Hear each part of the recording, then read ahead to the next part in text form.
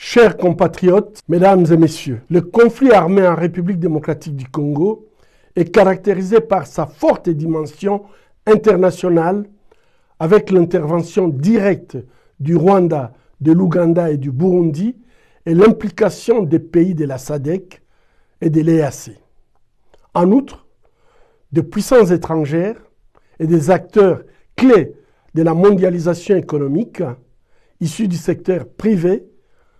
ont des intérêts stratégiques pour les minerais critiques présents dans les sous-sols congolais, notamment dans le cadre de la transition numérique et énergétique, mais aussi dans les industries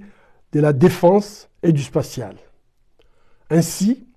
les efforts à déployer pour parvenir à une solution durable à la grave crise multidimensionnelle que traverse la République démocratique du Congo devront également avoir une forte dimension internationale. Toute tentative de réduire le conflit en cours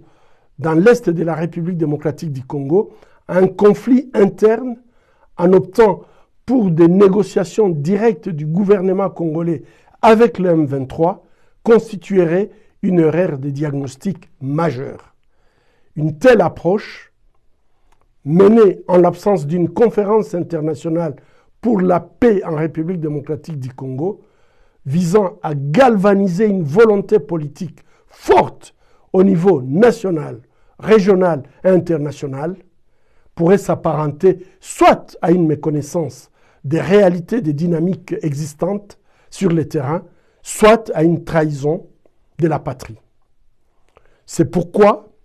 nous appelons à la tenue d'une conférence internationale pour la paix en République démocratique du Congo, qui aurait pour objectif de revitaliser l'accord cadre d'Addis-Abeba et de créer une plateforme de haut niveau visant à faciliter un dialogue constructif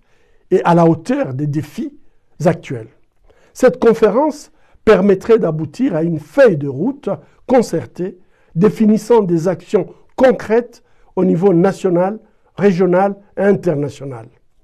Elle offrirait également l'occasion de mobiliser le moyen nécessaire pour sortir de la crise actuelle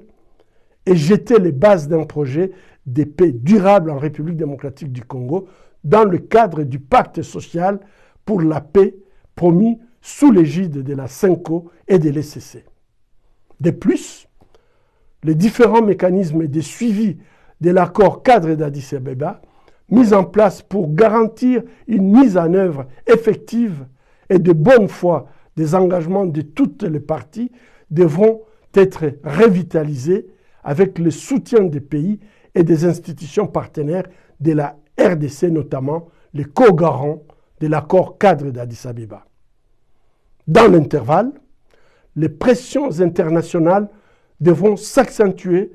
pour veiller à faire respecter les prescrits de la résolution 2773 du Conseil de sécurité des Nations Unies qui exhorte les parties à un cessez-le-feu immédiat et inconditionnel et demande à la force de défense rwandaise de cesser de soutenir le M23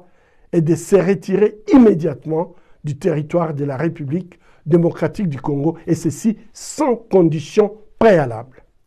Cette résolution est une avancée significative pour la paix en République démocratique du Congo et devrait jouir d'une préséance dans toute tractation diplomatique. Dialoguer sous la menace des armes reviendrait à institutionnaliser la loi du plus fort et à conférer une légitimité à l'agression et à l'occupation illégale.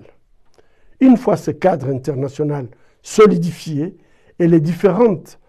échelles de responsabilités clarifiées à travers un sommet international de haut niveau, des négociations directes pourraient alors être envisagées, incluant tous les groupes armés, y compris le M23, la société civile, les partis politiques et le gouvernement congolais.